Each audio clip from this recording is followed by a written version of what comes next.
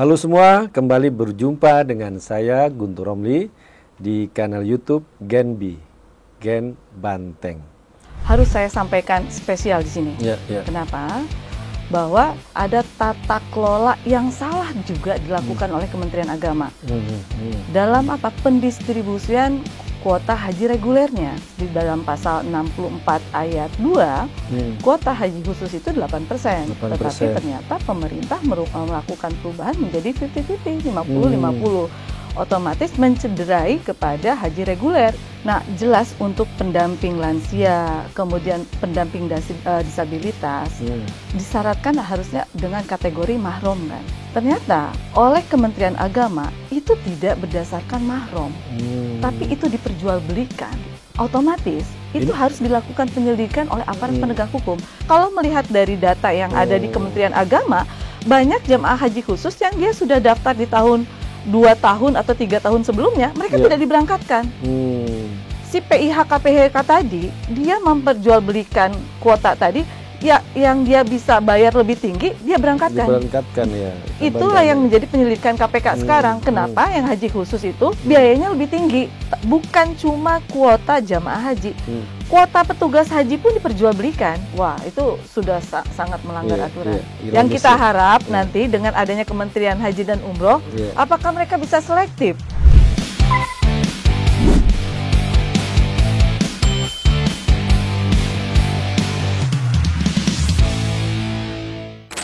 Hari ini saya mau mengajak Anda membahas suatu isu yang sudah lama menjadi perhatian publik di Indonesia. Diperbincangkan bahkan bertahun-tahun dan setiap tahun, yaitu tentang persoalan pengelolaan haji di Indonesia yang tidak pernah kita mendengar hal-hal yang positif. Banyak hal-hal yang negatif yang justru muncul. Dari isu dugaan korupsi kuota haji tahun lalu 2024, kemudian juga soal pengelolaan haji yang tiap tahun selalu muncul ada kritik baik dari jamaah haji ataupun juga dari publik. Kemudian juga yang terakhir soal perubahan pengelolaan badan haji menjadi kementerian. Nah, untuk itu saya mengajak Anda berbincang-bincang dengan Mbak Sely Gantina dari fraksi PDI Perjuangan Komisi 8, Mbak ya? Komisi 8. Nah, kalau kita tahu Mbak Sely ini ketika Pansus Haji tahun lalu sangat vokal ya, melakukan kritik, melakukan penyelidikan terhadap dugaan-dugaan penyalahgunaan kewenangan dalam pemberian kuota haji tahun 2024. Nah, saya memulai dari pertanyaan yang sangat sederhana ini, Mbak ya. Kan sekarang lagi rame soal dugaan korupsi pengelolaan dana haji. Kuota haji, kuota haji yang dan kuota tambahan 20.000 jemaah dibagi dua 10.000. Nah, kemudian muncul di masyarakat kok ada ya orang yang enak bisa naik haji cepat sementara warga biasa sampai belasan tahun, puluhan tahun menunggu antrian. Nah, ketika Mbak aktif di Pansus Haji itu, apakah sudah ada Mbak dugaan pelanggaran yang diselidiki oleh Pansus pada waktu itu, Mbak? Soal kuota haji tambahan tahun 2024. Ya, dari awal kita pembahasan panja BPIH, biaya penyelenggaraan ibadah haji, disepakati bahwa kuota haji Indonesia dari 221.000 dan disampaikan oleh pemerintah bahwa Indonesia akan ada tambahan 20.000. 20.000. Disepakati bahwa kita sepakati saja yang 20.000 itu menjadi kuota disepakatinya menjadi 241.000 gitu kan. Artinya sudah dibahas untuk menjadi 241.000, bukan lagi 221.000 ya. Maka otomatis yang kesepakatan kita saat itu adalah 241.000 dengan asumsi haji khusus itu sudah di 8%. Kalau sudah di angka 8%, otomatis maka harusnya pemerintah menyepakati itu semua. Tetapi asumsi pemerintah tetap menganggap bahwa sebetulnya mereka masih menginginkan yang disepakati itu hanya di 221.000, yang 20.000-nya tidak dulu dimasukkan. Oh gitu asal mulanya ya. Asal mulanya. Karena yang disepakati itu bahwa nanti dulu deh, itu kan baru pernyataan. Nah, kita kan tidak bisa seperti itu. Kenapa? Karena kita menganggap bahwa ada nilai manfaat yang dikelola oleh BPKH yang otomatis harus kita perhitungkan. Jangan sampai nanti kita pembahasannya 2 kali, gitu kan. Nah, tapi ternyata saat ada tambahan kuota dari pemerintah Saudi Arabia, kesepakatan itu dilakukan perubahan oleh Kementerian Agama dengan asumsi yang menyalahi aturan yang ada di undang-undang. Nah, aturan undang-undang jelas di dalam pasal 64 ayat 2, kuota haji khusus itu 8%. Tetapi ternyata pemerintah melakukan perubahan menjadi 50-50, 50-50. Otomatis mencederai kepada haji reguler yang masa tunggunya paling sedikit itu paling rendah di beberapa provinsi itu ya sekitar 20 tahun dan paling lama di Sulawesi itu Banteng 49 tahun. 49 tahun, Mbak ya? Daerah Banteng. Banteng Sulawesi Selatan Sulawesi Selatan. Nah, kalau sudah seperti itu, maka otomatis bukan lagi cacat hukum, sudah pasti melanggar aturan. Itulah awal mula kenapa kami akhirnya melakukan kesepakatan untuk melakukan pansus hak angket, bukan panja ya, tetapi pansus hak angket.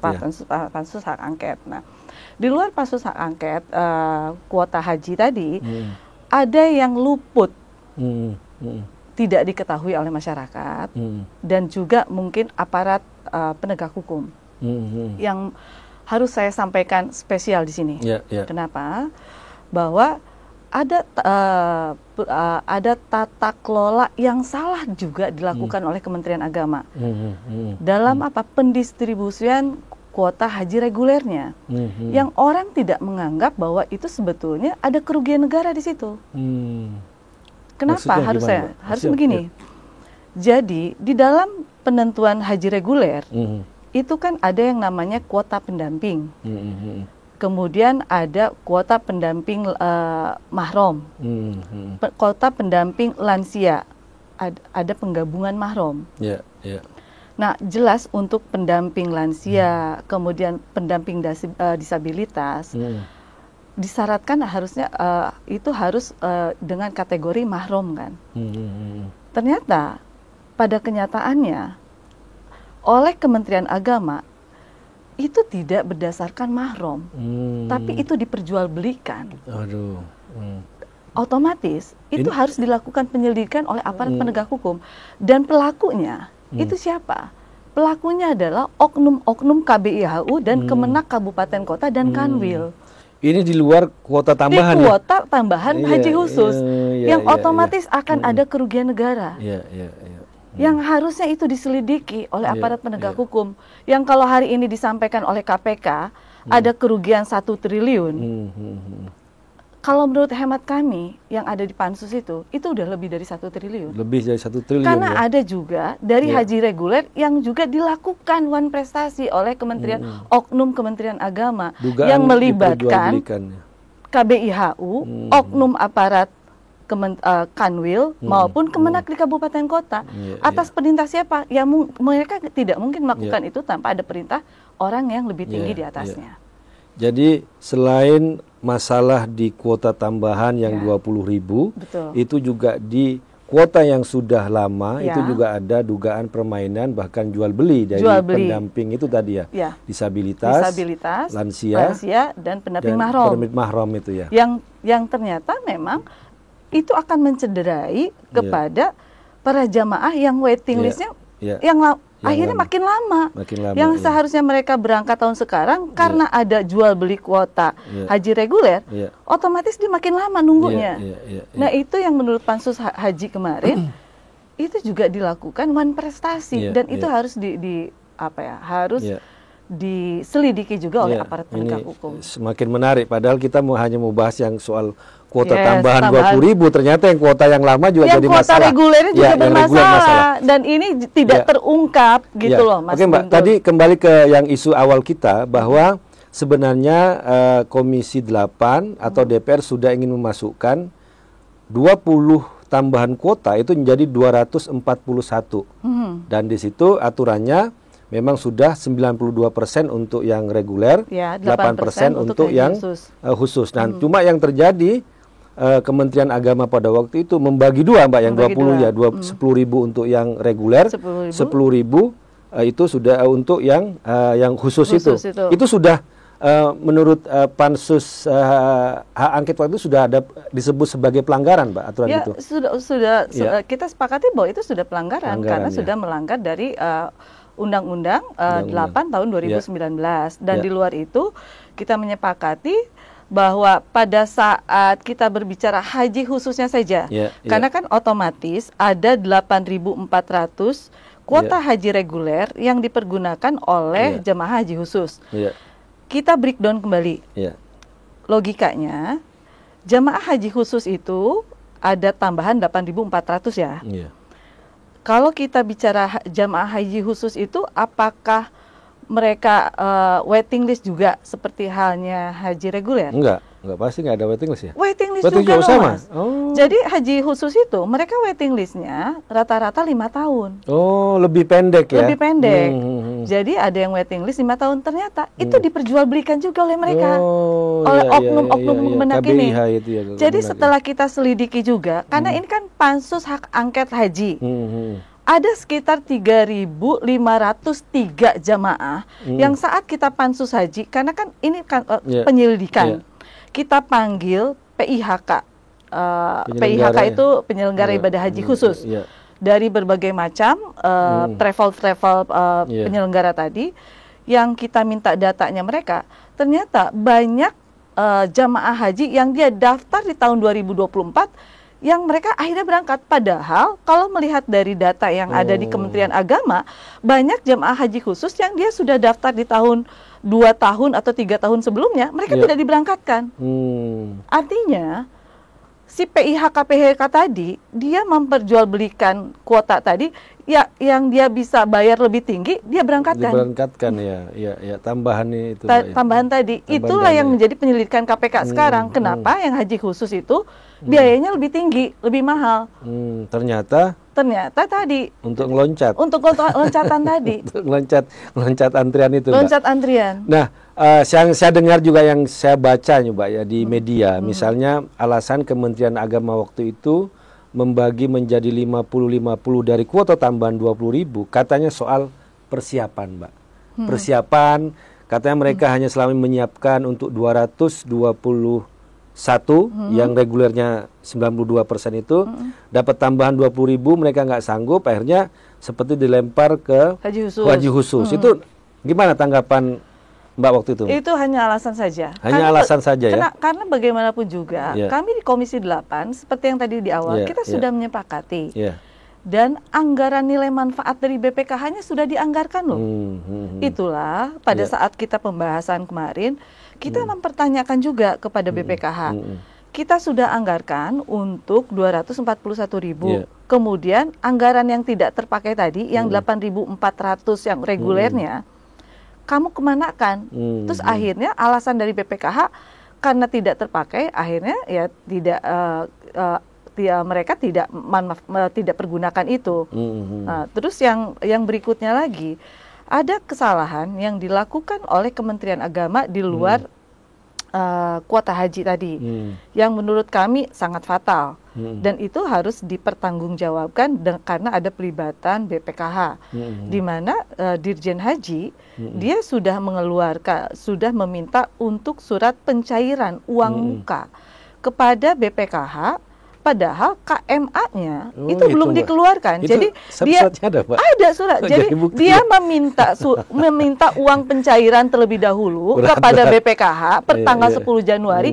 Padahal KMA untuk penetapan kuota hajinya Belum. itu belum keluar. Baru keluar tanggal 15 Januari. Lucu kan? Ijon. Nah, ijon duluan padahal aturan regulasinya belum Iya, keluar. Belum keluar ya. Nah, itu juga harus menjadi Iya, iya. menjadi satu temuan yang sangat Iya, menarik iya, buat kami. iya, Nah, iya. itu menjadi catatan kita kepada BPKH. Nah, Iya. wah, itu sudah sangat melanggar Iya, aturan. iya, iya. Jadi ketika 20.000 aja dibagi 2 itu sudah pelanggaran terhadap Yes. undang-undang. Kemudian tadi ya ada surat belum keluar, itu sudah dugaan suap kalau kita ngelihat Mbak ya, Iya. karena belum keluar tiba-tiba udah minta pencairan keuangan. dana dulu. Nah, kemudian kita ini Mbak, kan ini sekarang juga yang saya muncul di publik soal penghitungan kerugian negara atas dugaan korupsi kuota dana haji itu. Karena ada yang bilang ketika diperbanyak haji khusus, ya terlepas ini melukai antrian yang reguler yang puluhan tahun, belasan tahun, katanya itu dianggap kerugian negara malah tidak ada. Kenapa? Karena haji reguler itu ada subsidi dari negara terhadap jemaah-jemaah haji. Nah, ketika untuk yang jemaah haji khusus itu tidak ada subsidi negara, artinya tidak ada kerugian negara di situ. Nah, kalau Mbak mau jawab itu gimana tuh Mbak? Soal kerugian negara itu? Kalau menurut saya kerugian negara tetap ada loh. Tetap. Ya. Karena kalau kita bicara haji khusus, itu juga ada subsidi. Oh, tetap ada subsidi negara? Karena kan ada juga dari nilai manfaat yang dikelola oleh BPKH. Jadi jangan dibilang tidak ada subsidi. Tetap ada subsidi. Ada nilai manfaat yang dikelola untuk haji khusus. Jadi jangan dibilang tidak ada. Karena setiap tahun pada saat kemarin kita melakukan evaluasi laporan keuangan dari BPKH menyampaikan kepada kami bahwa nilai manfaat yang dia kelola itu di luar haji reguler ada juga yang dipergunakan oleh haji khusus. Jadi jangan sampai jangan dibilang bahwa tidak ada dari nilai kelolaan BPKH itu tidak ada untuk haji khusus. Ada juga yang untuk haji khusus. Ada itu, ada Mbak, juga ada haji khusus. Jadi memang kalau kita mau berbicara kerugian negara, ya pasti ada kerugian negara di situ. Karena kenapa? Kalau kita berbicara kerugian negara adalah kerugian negara untuk para jamaah yang mereka yang tidak bisa berangkat. Kan kasihan Mbak. Kita berbicaranya di sana. Karena seharusnya mereka ada 8.400 jamaah berangkat, mereka tidak berangkat. Kemudian di luar yang 8.400 masih ada oknum di dalam Kemenak yang kami masih hari ini saya meminta kepada Pak Menteri, dia harus bisa melakukan evaluasi terhadap jajaran mereka di tingkat Kanwil maupun di tingkat kementerian di kabupaten kota yang melakukan one prestasi, termasuk juga evaluasi terhadap KBIHU yang tadi melakukan upaya-upaya percepatan terhadap jamaah-jamaah atau penggabungan mahram yang tidak sesuai dengan waktunya pemberangkatan. Ya, waktu 2024 saya juga pernah mendengar Mbak, ya dari teman yang bisa haji langsung tanpa ngantri. Dan itu biayanya memang ratusan juta tuh Mbak. Dia membayar untuk haji tersebut. Ya mungkin ya dapat karena kuota tambahan. Kalau dibilang itu bahwa negara tidak mensubsidi, ya mungkin uang besar itu memang nggak kembali ke negara, tapi kita nggak tahu kemana tuh Mbak. Maksud saya kan kayak begitu. Ya nggak usah jauh-jauh lah, Bang Guntur Ramli. Jadi kalau kita bicara, ada juga kuota, bukan cuma kuota jamaah haji, kuota petugas haji pun diperjualbelikan. Jadi kalau kita mau buka lagi, tenaga musiman itu mesti bukan tenaga musiman. Petugas haji pun diperjualbelikan. Petugas itu apa? Dokter atau apa yang sebut petugas haji itu? Iya, petugas haji yang untuk PPIH Saudi Arabia. Oh, ya. Itu juga diperjualbelikan. Itu diperjualbelikan. Emang kita nggak punya data? Kita punya datanya kok. Bahkan untuk misalnya saat seleksi, seleksi mau menjadi petugas haji, kita punya kok screenshot oknum. Kalau misalnya mereka mau lolos, harus bayar ke oknum Kanwil berapa juta supaya mereka lolos kayak begitu. Kita punya kok pansus haji. Suap kayak begitu. Ke kabid hajinya dan kayak segala macam. Artinya Pak Menteri harus memberikan teguran kepada oknum-oknum kementerian agama yang memang dia sudah jelas-jelas melakukan upaya-upaya cheating, gitu kan. Mau seperti apa Kementerian Agama saat SDM-nya seperti itu, gitu loh.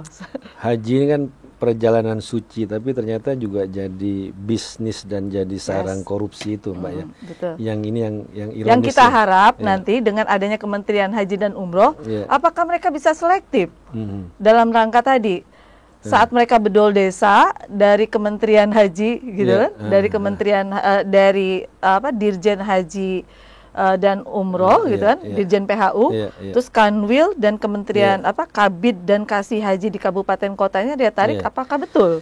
Nah, sebenarnya itu jadi pertanyaan saya lanjutan, Mbak. Jadi ini kan undang-undang haji awalnya kan karena perubahan kabinet menjadi badan, ya kan.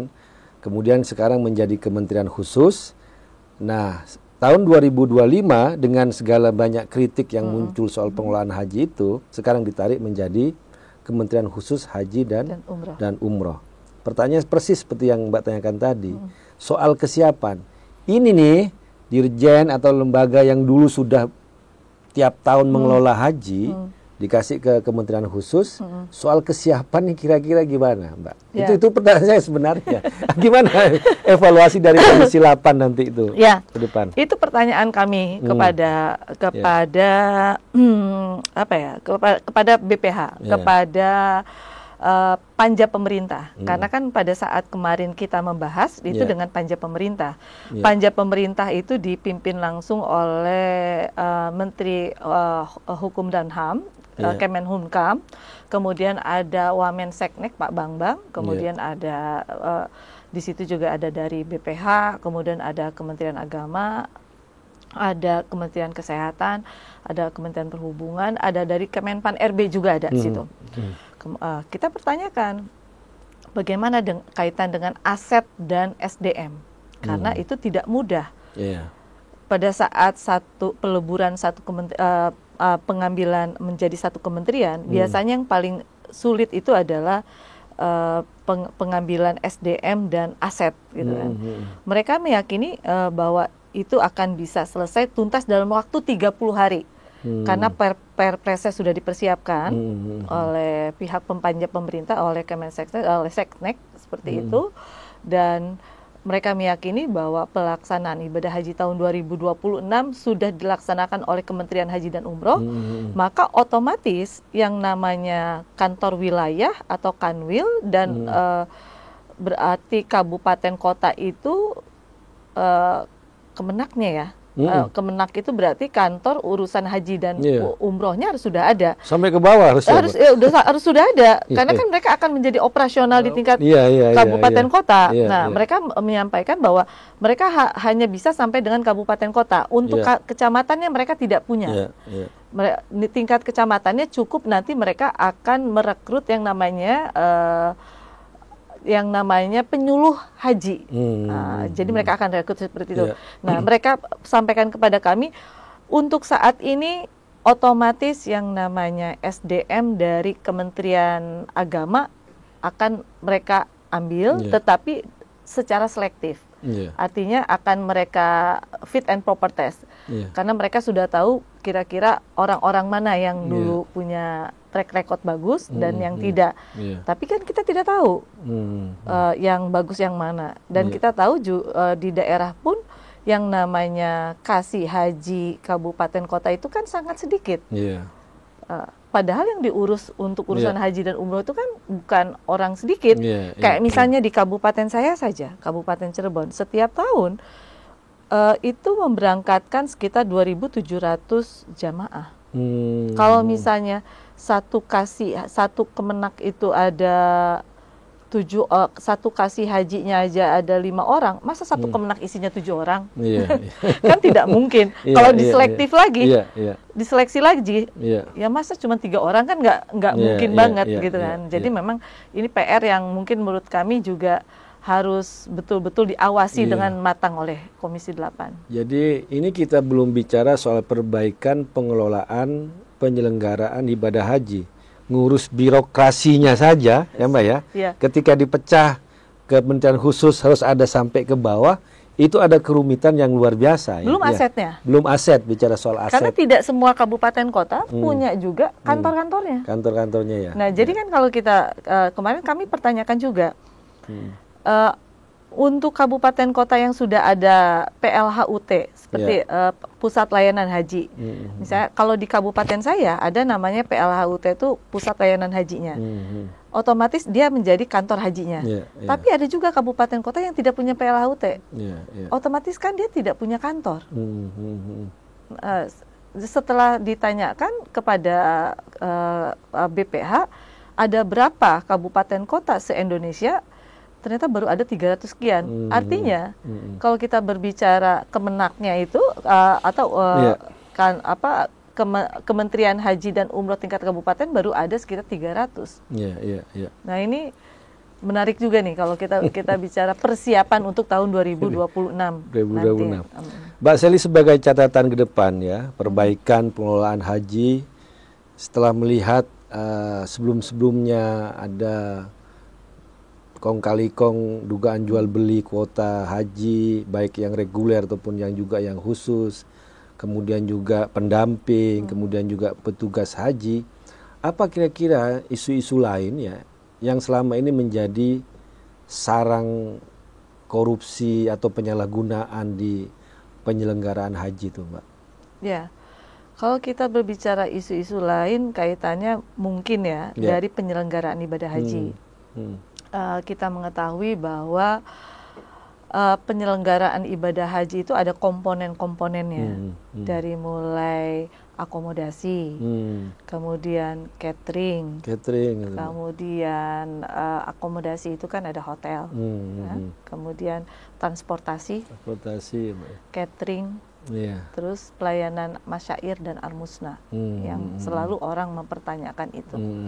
Nah, tentu ini menjadi catatan kami bahwa nanti pada saat waktunya Kementerian Haji dan Umroh menyelenggarakan itu, jangan sampai catatan-catatan kemarin itu menjadi temuan yang berulang terus. Juga masalah kesehatan. Karena kesehatan itu adalah yang sangat vital. Berkali-kali kita juga mengalami hal yang sangat menyedihkan, bahwa masalah lansia itu adalah masalah tahunan yang harus diselesaikan oleh Kementerian Haji dan Umroh. Jumlah jamaah lansia Indonesia itu yang paling banyak seluruh dunia. Indonesia, Mbak ya? Indonesia paling banyak. Karena mungkin nunggunya juga lama itu. Karena nunggunya paling banyak. Maka nanti harus dicarikan solusi mengenai istitoah kesehatannya. Harus seperti apa dilakukan oleh Kementerian Haji dan Umroh. Dan di luar itu masalah disabilitas dan petugas haji. Petugas haji di dalam undang-undang yang terbaru itu kita sudah menghapuskan petugas haji daerah TPHD. Yang selama ini selalu menjadi permasalahan, karena kebanyakan petugas haji daerah itu hanya numpang nebeng menjadi jemaah haji. Nah, maka di dalam undang-undang yang kemarin kita sahkan itu ditiadakan, kecuali untuk PPH kloter, karena PPH kloter itu terdiri dari 3 komponen, yaitu petugas kloter, petugas kesehatan, dan pembimbing ibadah haji. Nah, itu kita serahkan tetap kepada provinsi dan kabupaten kota. Nah, itu memang menjadi kewenangan mereka. Pendamping itu tetap menjadi kewenangannya daerah. Tapi yang untuk yang namanya TPHD itu kita tiadakan. Nah, yang paling menarik sebetulnya adalah pembagian kuota haji. Pembagian kuota haji yang selama ini kita serahkan kepada provinsi, sekarang sudah kita tidak berikan lagi kepada provinsi, karena biasanya itu menjadi politisasi pemerintah provinsi atau mohon maaf ya, kepentingan daerah. Maka hari ini untuk penentuan kuota provinsi dan kabupaten kota ditarik di tingkat pusat, dan nanti akan ditentukan melalui peraturan menteri. Jadi semua pusat yang menentukan agar pelunasan ibadah haji itu bisa secepatnya dilakukan oleh provinsi maupun kabupaten kota. Dan ada hal yang lebih menarik lagi, Mas Guntur Romli. Kalau dulu pada saat para jamaah ingin melakukan pelunasan haji, biasanya kan mereka terkendala waktunya sangat mepet. Yeah. BPIH ditetapkan, kemudian waktu pelunasannya hanya diberikan batas waktu 1 bulan.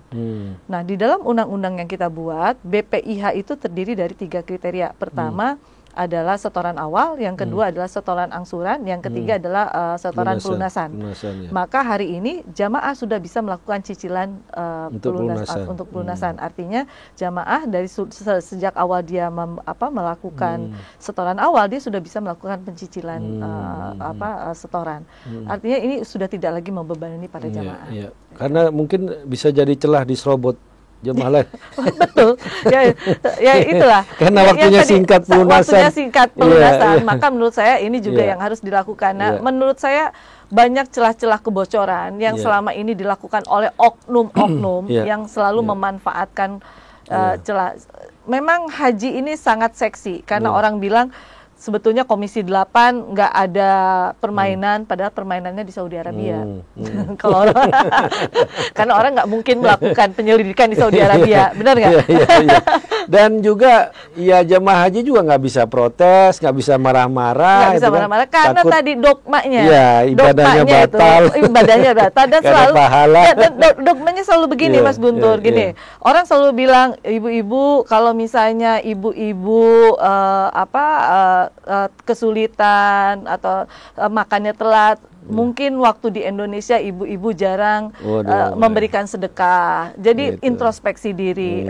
Kalau misalnya nanti di toilet kotor, mungkin ibu-ibu jarang membersihkan toilet. Nah, itu dogma yang selalu disampaikan oleh mohon maaf, kiai-kiai yang ada, padahal sebetulnya itu bagian dari kesalahan kita memberikan servis dan pelayanan gitu loh.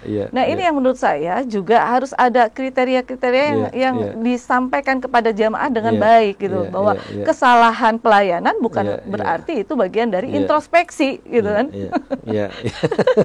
Jangan malah dikembalikan kepada para jamaah. Itu terlalu baiknya jamaah Indonesia menganggap bahwa itu bagian dari itu kesalahan kita yang harus kita introspeksi diri.